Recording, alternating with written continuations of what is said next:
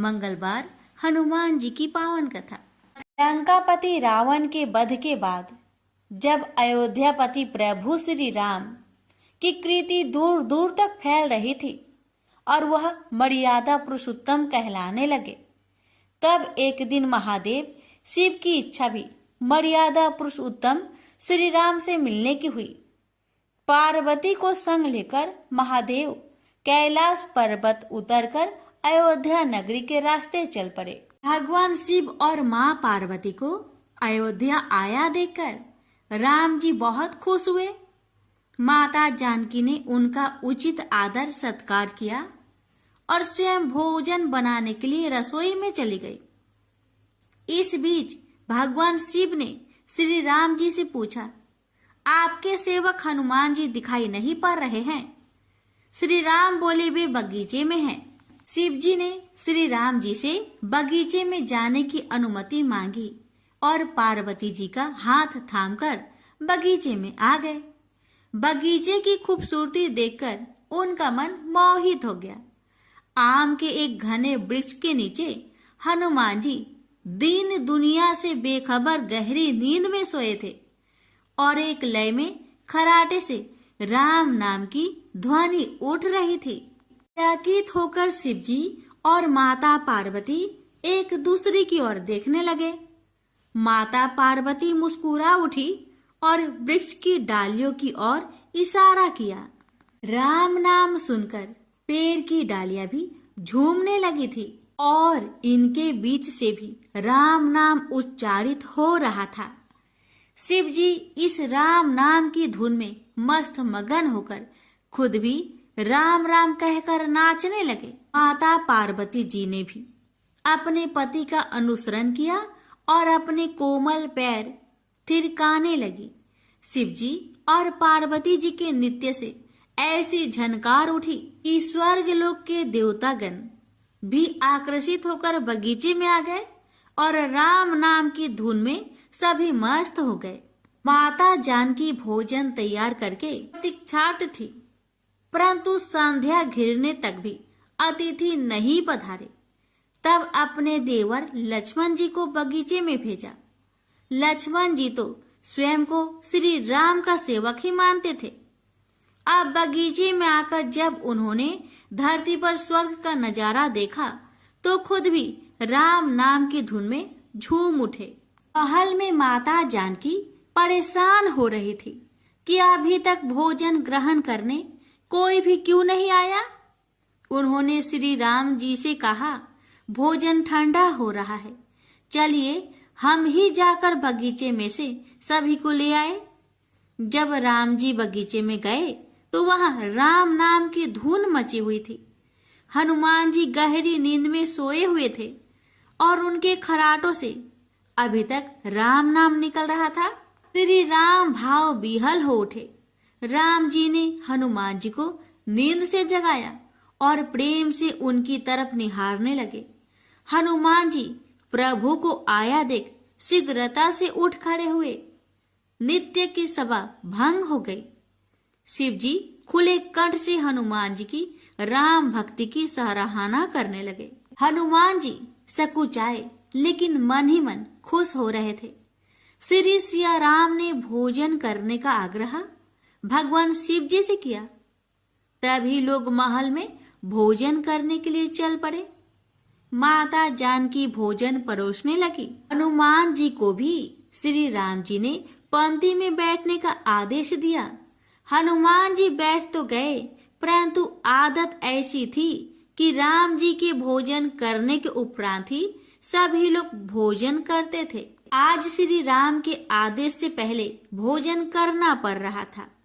माता जानकी हनुमान जी को भोजन परोसती जा रही थी, पर हनुमान जी का पेट ही नहीं भर रहा था।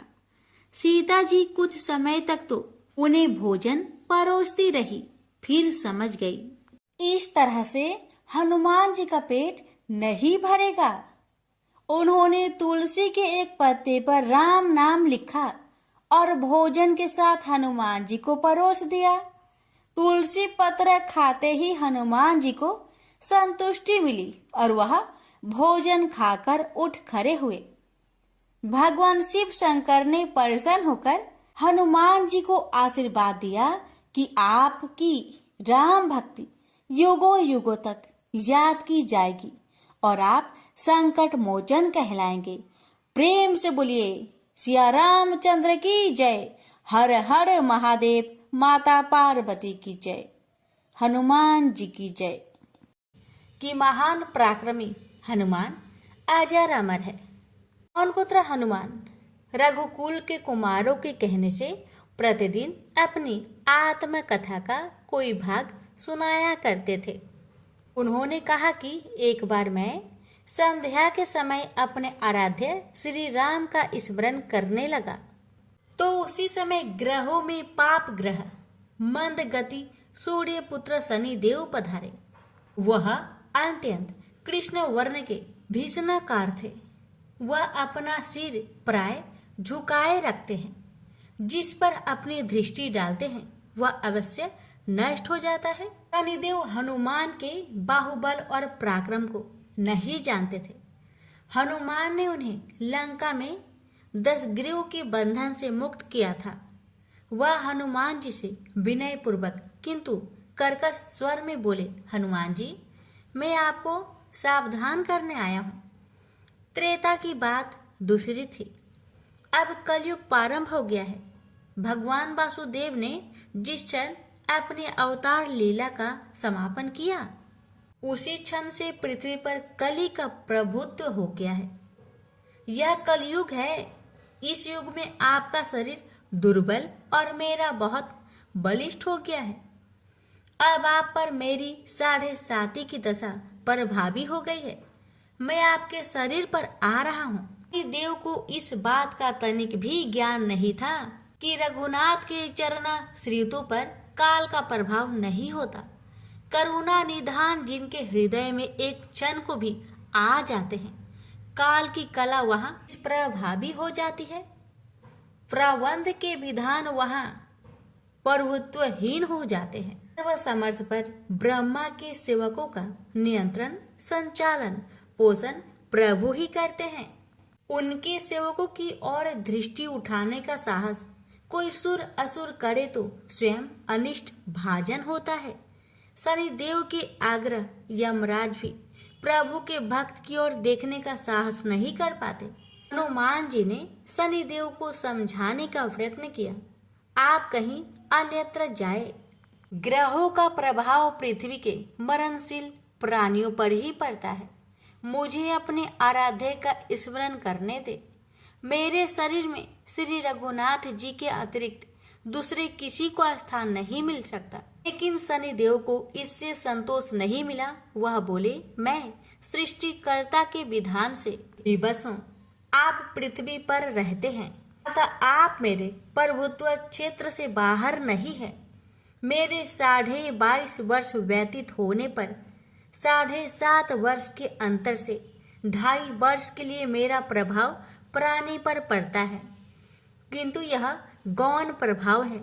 आप पर मेरे 7.5 आज इसी समय से प्रभावी हो रही है। मैं आपके शरीर पर आ रहा हूँ, इसे आप टाल नहीं सकते। फिर हनुमान जी कहते हैं, जब आपको आना ही है तो आइए। अच्छा होता कि आप मुझ वृत्त को छोड़ ही देते। फिर शनिदेव कहते हैं, कलयुग में पृथ्वी पर देवता या उपदेवता किसी को नहीं रहना चाहिए। सबको अपना आवास सूक्ष्म लोकों में रखना चाहिए। जो पृथ्वी पर रहेगा वह कलयुग के प्रभाव में रहेगा और उसे मेरी पीड़ा भोगनी पड़ेगी। और ग्रहों में मुझे अपने अग्रज यम का कार्य मिला है। मैं मुख्य मारक ग्रह हूँ और मृत्यु के सबसे निकट वृद्ध होते हैं, अतः मैं वृद्धों को कैसे छोड़ सकता हूँ। हनुमान जी पूछते हैं, आप मेरे शरीर पर कहाँ बैठने जा रहे हैं। शनिदेव गर्व से कहते हैं, हे प्राणी के सिर पर मैं 2.5 वर्ष प्राणी के सिर पर रहकर की बुद्धि विचलित बनाए रखता हूँ। मध्य के 2.5 वर्ष उसके उदर में स्थित रहकर उसके शरीर को अस्वस्थ बनाता हूँ। वह अंतिम 2.5 वर्ष पैरों में रहकर उसे भटकाता हूँ। फिर शनिदेव हनुमान जी के मस्तक पर आ बैठे तो हनुमान जी के सिर पर खाज हुई। इसे मिटाने के लिए हनुमान जी ने बड़ा पर्वत उठाकर सिर पर रख लिया।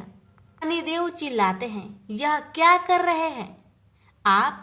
फिर हनुमान जी कहते हैं, जैसे आप सृष्टिकर्ता के विधान से विवश हैं, ऐसे मैं भी अपने स्वभाव से विवश हूँ। मेरे मस्तक पर खाज मिटाने की यही उपचार पद्धति है और आप अपना कार्य करें और मैं अपना कार्य। ऐसे कहते ही हनुमान जी ने दूसरा पर्वत उठाकर सिर पर रख लिया। इस पर शनिदेव कहते हैं, आप इन्हें उतारिए, मैं संधि करने को तैयार हूँ। इनके इतना कहते ही हनुमान जी ने तीसरा पर्वत उठाकर सिर पर रख लिया। तो शनिदेव चिल्लाकर कहते हैं, मैं अब आपके समीप नहीं आऊंगा। फिर भी हनुमान जी नहीं माने और चौथा पर्वत उठाकर सिर पर रख लिए। शनिदेव फिर चिल्लाते हैं, पवन कुमार त्राहि माम रामदूत आंजनेयम नमः। मैं उसको भी पीड़ित नहीं करूंगा जो आपका स्मरण करेगा। मुझे उतर जाने का अवसर दे।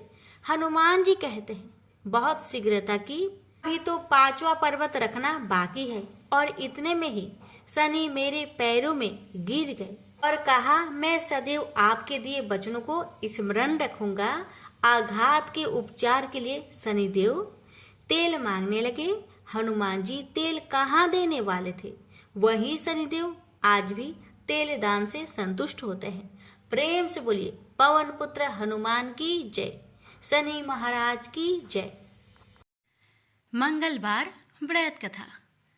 व्यास जी ने कहा, एक बार नैमिषारण्य तीर्थ में 80,000 मुनि एकत्र होकर पुराणों के ज्ञाता श्री सूत जी से पूछने लगे, हे महामुने, आपने हमें अनेक पुराणों की कथाएं सुनाई हैं। आप कृपा करके हमें ऐसा व्रत और कथा बताइए जिसके करने से संतान की प्राप्ति हो तथा मनुष्य को रोग शोक अग्नि सर्व दुख आदि का भय दूर हो, क्योंकि कलयुग में सभी जीवों की आयु बहुत कम है। फिर इस पर उन्हें रोग चिंता के कष्ट लगे रहेंगे तो फिर वह श्री हरि के चरणों में अपना ध्यान कैसे लगा सकेंगे। श्री सूत जी बोले, हे मुनियों, आपने लोक कल्याण के लिए बहुत ही उत्तम बात पूछी है। एक बार युधिष्ठिर ने भगवान श्री कृष्ण से लोक कल्याण के लिए यही प्रश्न किया था। भगवान श्री कृष्ण और युधिष्ठिर का संवाद तुम्हारे सामने कहता हूँ, ध्यान देकर सुनो। एक समय पांडवों की सभा में श्री कृष्ण जी बैठे हुए थे। तब युधिष्ठिर ने भगवान श्री कृष्ण से प्रश्न किया, हे प्रभु नंद नंदन गोविंद, आपने मेरे लिए अनेकों कथाएं सुनाई हैं। आज आप कृपा करके ऐसा व्रत या कथा सुनाइए जिसके करने से मनुष्य को रोग चिंता का भय समाप्त हो और उसको पुत्र की प्राप्ति हो। हे प्रभु, बिना पुत्र के जीवन व्यर्थ है। पुत्र के बिना मनुष्य नरकगामी होता है। पुत्र के बिना मनुष्य पितृ ऋण से छुटकारा नहीं पा सकता और ना ही उसका पुण्यक नामक नरक से उद्धार हो सकता है। अतः पुत्रदायक व्रत बतलाइए। श्री कृष्ण भगवान बोले, हे राजन, मैं एक प्राचीन इतिहास सुनाता हूँ, आप उसे ध्यान पूर्वक सुनो। कुंडलपुर नामक एक नगर था। उसमें नंदा नामक एक ब्राह्मण रहता था। भगवान की कृपा से उसके पास सब कुछ था, फिर भी वह दुखी था। उसका कारण यह था कि ब्राह्मण की स्त्री सुनंदा की कोई संतान न थे। सुनंदा पतिव्रता थी, भक्ति पूर्वक श्री हनुमान जी की आराधना करती थी। मंगलवार के दिन व्रत करके अंत में भोजन बनाकर हनुमान जी का भोग लगाने के बाद स्वयं भोजन करती थी। एक बार मंगलवार के दिन ब्राह्मणी गृह कार्य की अधिकता के कारण हनुमान जी को भोग ना लगा सके, तो इस पर उसे बहुत दुख हुआ। उसने कुछ भी नहीं खाया और अपने मन में प्रण किया कि अब तो अगले मंगलवार को ही हनुमान जी का भोग लगाकर अन्न जल ग्रहण करूंगी। ब्राह्मणी सुनंदा प्रतिदिन भोजन बनाती, श्रद्धापूर्वक पति को खिलाती, परंतु स्वयं भोजन नहीं करती और मन ही मन श्री हनुमान जी की आराधना करती। इसी प्रकार 6 दिन गुजर गए और ब्राह्मणी सुनंदा अपने निश्चय के अनुसार भूखी प्यासी निराहार रही। अगले मंगलवार को ब्राह्मणी सुनंदा प्रातः काल ही बेहोश होकर गिर पड़ी। ब्राह्मणी सुनंदा की इस असीम भक्ति के प्रभाव से श्री हनुमान जी बहुत प्रसन्न हुए और प्रकट होकर बोले, सुनंदा, मैं तेरी भक्ति से बहुत प्रसन्न हूँ, तू उठ और वर मांग। सुनंदा अपने आराध्य देव श्री हनुमान जी को देखकर आनंद की अधिकता से विह्वल हो श्री हनुमान जी के चरणों में गिरकर बोली, हे प्रभु, मेरे कोई संतान नहीं है, कृपा करके मुझे संतान प्राप्ति का आशीर्वाद दे, आपकी अति कृपा होगी। श्री महावीर जी बोले, तेरी इच्छा पूर्ण होगी, तेरे एक कन्या पैदा होगी, उसके अष्टांग प्रतिदिन सोना दिया करेंगे। इस प्रकार कहकर श्री महावीर जी अंतर्ध्यान हो गए। ब्राह्मणी सुनंदा बहुत हर्षित हुई और सभी समाचार अपने पति से कहा। ब्राह्मण देव कन्या का वरदान सुनकर कुछ दुखी हुआ, परंतु सोना मिलने की बात सुनी तो बहुत प्रसन्न हुआ। विचार किया कि ऐसी कन्या के साथ मेरी निर्धनता भी समाप्त हो जाएगी। श्री हनुमान जी की कृपा से वह ब्राह्मणी गर्भवती हुई और 10वें महीने में उसे बहुत ही सुंदर पुत्री प्राप्त हुई। यह बच्ची अपने पिता के घर में ठीक उसी तरह बढ़ने लगी जिस प्रकार शुक्ला पक्ष की चंद्रमा बढ़ता है। 10वें दिन ब्राह्मण ने उस बालिका का नामकरण संस्कार कराया। उसके कुल पुरोहित ने उस बालिका का नाम रत्नावली रखा, क्योंकि यह कन्या सोना प्रदान किया करती थी। इस कन्या ने पूर्व जन्म में बड़े ही विधान से मंगल देव का व्रत किया था। रत्नावली का अष्टांग बहुत सा सोना देता था। उस सोने से नंदा ब्राह्मण बहुत ही धनवान हो गया। अब ब्राह्मणी भी बहुत अभिमानी करने लगी। समय बीतता रहा। अब रत्नावली 10 वर्ष की हो चुकी।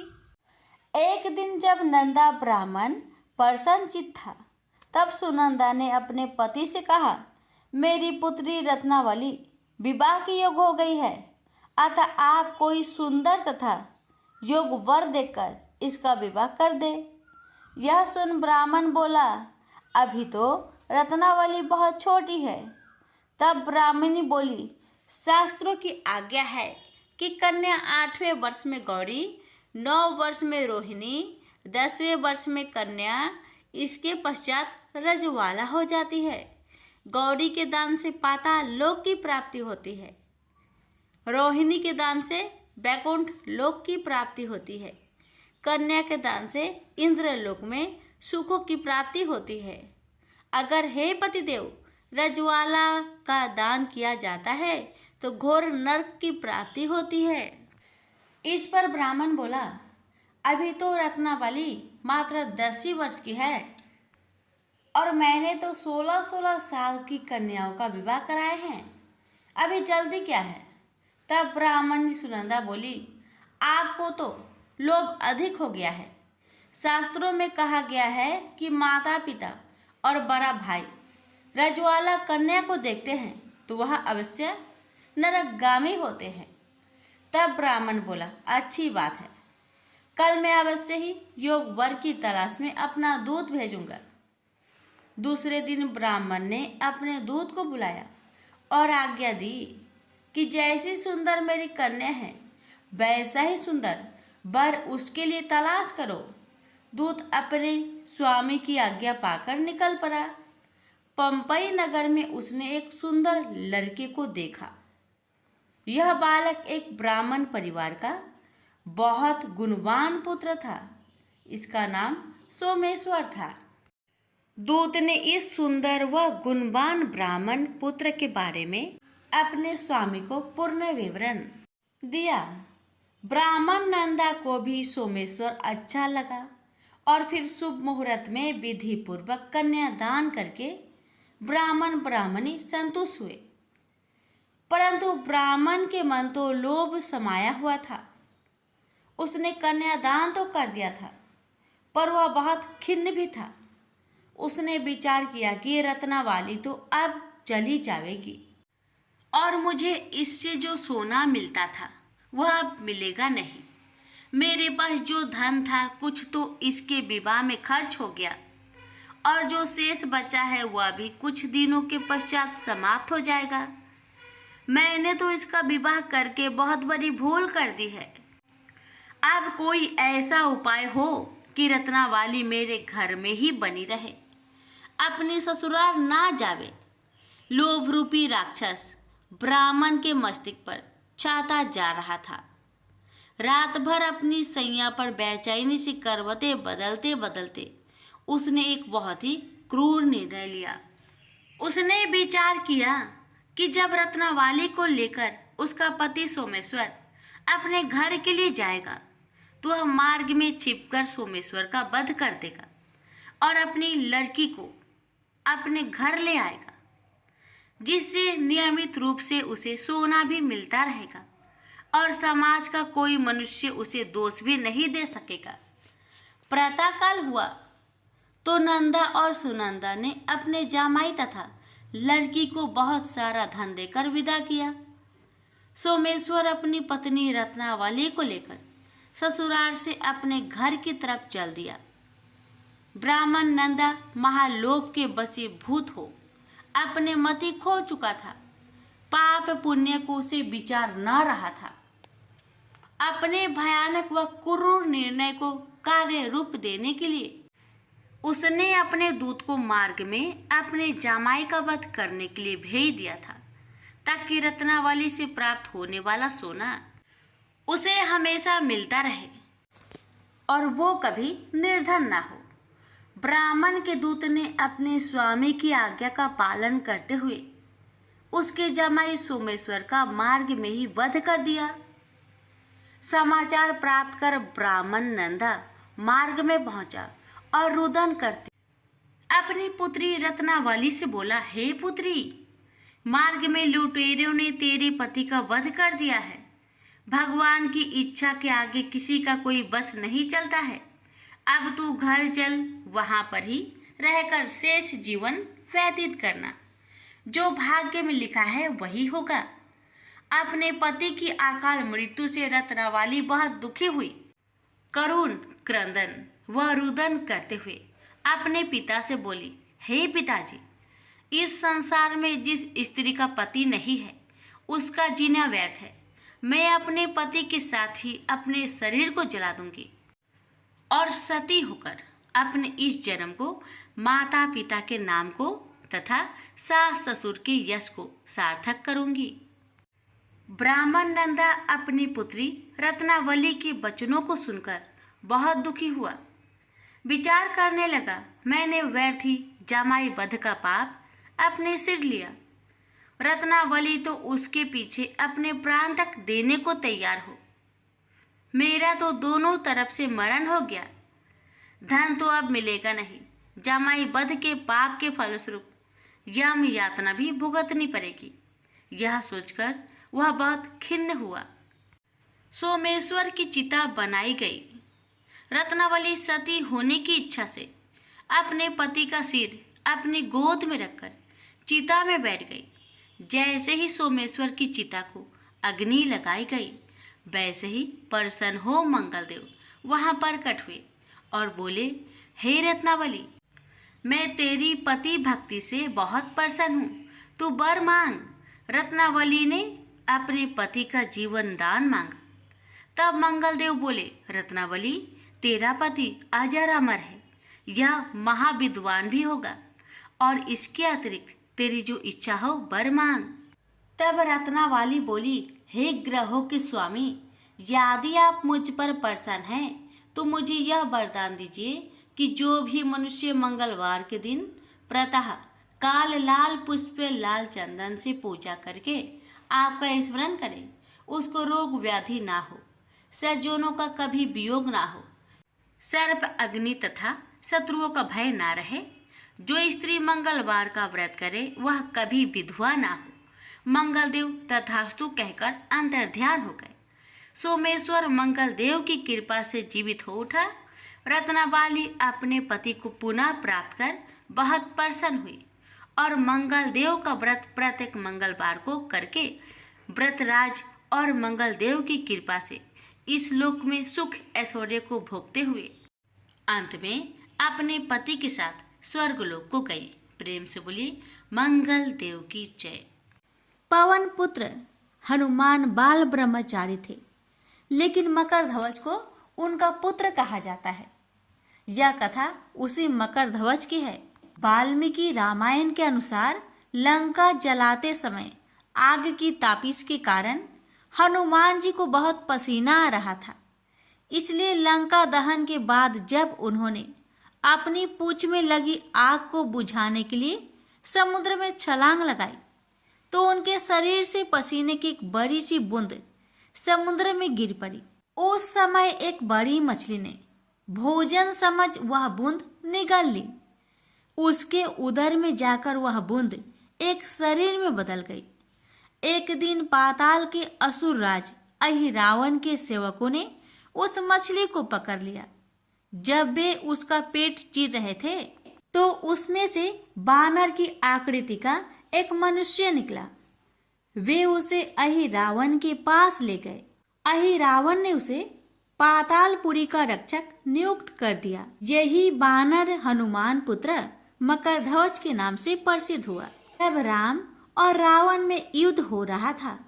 तब रावण की आज्ञा अनुसार अहिरावण राम लक्ष्मण का अपहरण कर उन्हें पातालपुरी ले गया। उनके अपहरण से वानर सेना भयभीत व शोकाकुल हो गई। लेकिन विभीषण ने यह भेद हनुमान के समक्ष प्रकट कर दिया। तब राम लक्ष्मण की सहायता के लिए हनुमान जी पातालपुरी पहुंचे। तब उन्होंने पाताल के द्वार पर एक बानर को देखा तो वे आश्चर्यचकित हो गए। उन्होंने मकरध्वज से उसका परिचय पूछा। मकरध्वज अपना परिचय देते हुए बोला, मैं हनुमान पुत्र मकरध्वज हूँ और पातालपुरी का द्वारपालक हूँ। मकरध्वज की बात सुनकर हनुमान क्रोधित होकर बोले, यह तुम क्या कह रहे हो दुष्ट? मैं बाल ब्रह्मचारी हूँ, फिर भला तुम मेरे पुत्र कैसे हो सकते हो? हनुमान का परिचय पाते ही मकरध्वज उनके चरणों में गिर गया और उन्हें प्रणाम कर अपनी उत्पत्ति की कथा सुनाई। हनुमान जी ने भी मान लिया कि वह उनका ही पुत्र है, लेकिन यह कहकर कि वे अभी अपने श्री राम और लक्ष्मण को लेने आए हैं। जैसे ही द्वार की ओर बढ़े वैसे ही मकरध्वज उनका मार्ग रोकते हुए बोला, पिताश्री, यह सत्य है कि मैं आपका पुत्र हूँ, लेकिन अभी मैं अपने स्वामी की सेवा में हूँ, इसलिए आप अंदर नहीं जा सकते। हनुमान ने मकरध्वज को अनेक प्रकार से समझाने का प्रयास किया, किंतु वह द्वार से नहीं हटा। तब दोनों में घोर युद्ध शुरू हो गया। देखते ही देखते हनुमान जी उसे अपनी पूंछ में बांधकर पाताल में प्रवेश कर गए। हनुमान सीधे देवी मंदिर में पहुंचे, जहां अहिरावण राम लक्ष्मण की बलि देने वाला था। हनुमान जी को देखकर चामुंडा देवी पाताल लोक से प्रस्थान कर गई। तब हनुमान जी देवी रूप धारण करके वहां स्थापित हो गए। कुछ देर के बाद अहिरावण वहां आया और पूजा अर्चना करके जैसे ही उसने राम लक्ष्मण की बलि देने के लिए तलवार उठाई, वैसे ही भयंकर गर्जना करते हुए हनुमान जी प्रकट हो गए और उसी तलवार से अहिरावण का वध कर दिया। उन्होंने राम लक्ष्मण को बंधन मुक्त किया। तब श्री राम ने पूछा, हनुमान, तुम्हारी पूंछ में यह कौन बंधा है? बिल्कुल तुम्हारे ही समान लग रहा है, इसे खोल दो। हनुमान ने मकर ध्वज का परिचय देकर उसे बंधन मुक्त कर दिया। मकर ध्वज ने श्री राम के समक्ष सिर झुका लिया। तब श्री राम ने मकर ध्वज का राज्य अभिषेक कर उसे पाताल का राजा घोषित कर दिया और कहा कि भविष्य में वह अपने पिता के समान दूसरों की सेवा करे। यह सुनकर मकर ध्वज ने तीनों को प्रणाम किया। तीनों उसे आशीर्वाद देकर वहां से प्रस्थान कर गए। इस प्रकार मकर ध्वज हनुमान का पुत्र कहलाए। तो प्रेम से बोलिए पवन पुत्र हनुमान की जय। अब श्रवण करेंगे राम नाम की महिमा की बड़ी ही सुंदर कथा। लंकापति रावण के वध के बाद जब अयोध्यापति प्रभु श्री राम की कीर्ति दूर दूर तक फैल रही थी और वह मर्यादा पुरुषोत्तम कहलाने लगे, तब एक दिन महादेव शिव की इच्छा भी मर्यादा पुरुषोत्तम श्री राम से मिलने की हुई। पार्वती को संग लेकर महादेव कैलाश पर्वत उतरकर अयोध्या नगरी के रास्ते चल पड़े। भगवान शिव और मां पार्वती को अयोध्या आया देखकर राम जी बहुत खुश हुए। माता जानकी ने उनका उचित आदर सत्कार किया और स्वयं भोजन बनाने के लिए रसोई में चली गई।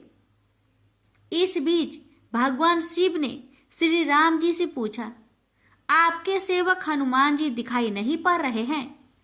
श्री राम बोले, वे बगीचे में हैं। शिव जी ने श्री राम जी से बगीचे में जाने की अनुमति मांगी और पार्वती जी का हाथ थामकर बगीचे में आ गए। बगीचे की खूबसूरती देखकर उनका मन मोहित हो गया। आम के एक घने वृक्ष के नीचे हनुमान जी दीन दुनिया से बेखबर गहरी नींद में सोए थे और एक लय में खराटे से राम नाम की ध्वनि उठ रही थी। चकित होकर शिव जी और माता पार्वती एक दूसरे की ओर देखने लगे। माता पार्वती मुस्कुरा उठी और वृक्ष की डालियों की ओर इशारा किया। राम नाम सुनकर पेड़ की डालियां भी झूमने लगी थी और इनके बीच से भी राम नाम उच्चारित हो रहा था। शिव जी इस राम नाम की धुन में मस्त मगन होकर खुद भी राम राम कहकर नाचने लगे। माता पार्वती जी ने भी अपने पति का अनुसरण किया और अपने कोमल पैर थिरकाने लगी। शिव जी और पार्वती जी के नृत्य से ऐसी झनकार उठी कि स्वर्गलोक के देवतागण भी आकर्षित होकर बगीचे में आ गए और राम नाम की धुन में सभी मस्त हो गए। माता जानकी भोजन तैयार करके प्रतीक्षार्थ थी, परंतु संध्या घिरने तक भी अतिथि नहीं पधारे। तब अपने देवर लक्ष्मण जी को बगीचे में भेजा। लक्ष्मण जी तो स्वयं को श्री राम का सेवक ही मानते थे। अब बगीचे में आकर जब उन्होंने धरती पर स्वर्ग का नजारा देखा तो खुद भी राम नाम की धुन में झूम उठे। महल में माता जानकी परेशान हो रही थी कि अभी तक भोजन ग्रहण करने कोई भी क्यों नहीं आया। उन्होंने श्री राम जी से कहा, भोजन ठंडा हो रहा है, चलिए हम ही जाकर बगीचे में से सभी को ले आए। जब राम जी बगीचे में गए तो वहां राम नाम की धुन मची हुई थी। हनुमान जी गहरी नींद में सोए हुए थे और उनके खराटों से अभी तक राम नाम निकल रहा था। श्री राम भाव विहल हो उठे। राम जी ने हनुमान जी को नींद से जगाया और प्रेम से उनकी तरफ निहारने लगे। हनुमान जी प्रभु को आया देख शीघ्रता से उठ खड़े हुए। नित्य की सभा भंग हो गई। शिव जी खुले कंठ से हनुमान जी की राम भक्ति की सराहना करने लगे। हनुमान जी सकुचाए लेकिन मन ही मन खुश हो रहे थे। श्री सिया राम ने भोजन करने का आग्रह भगवान शिव जी से किया। तभी लोग महल में भोजन करने के लिए चल पड़े। माता जानकी भोजन परोसने लगी। हनुमान जी को भी श्री राम जी ने पंक्ति में बैठने का आदेश दिया। हनुमान जी बैठ तो गए, परंतु आदत ऐसी थी कि राम जी के भोजन करने के उपरांत ही सभी लोग भोजन करते थे। आज श्री राम के आदेश से पहले भोजन करना पड़ रहा था। माता जानकी हनुमान जी को भोजन परोसती जा रही थी, पर हनुमान जी का पेट ही नहीं भर रहा था। सीता जी कुछ समय तक तो उन्हें भोजन परोसती रही, फिर समझ गई इस तरह से हनुमान जी का पेट नहीं भरेगा। उन्होंने तुलसी के एक पत्ते पर राम नाम लिखा और भोजन के साथ हनुमान जी को परोस दिया। तुलसी पत्र खाते ही हनुमान जी को संतुष्टि मिली और वह भोजन खाकर उठ खड़े हुए। भगवान शिव शंकर ने प्रसन्न होकर हनुमान जी को आशीर्वाद दिया कि आपकी राम भक्ति युगों युगों तक याद की जाएगी और आप संकट मोचन कहलाएंगे। प्रेम से बोलिए सिया रामचंद्र की जय। हर हर महादेव। माता पार्वती की जय। हनुमान जी की जय।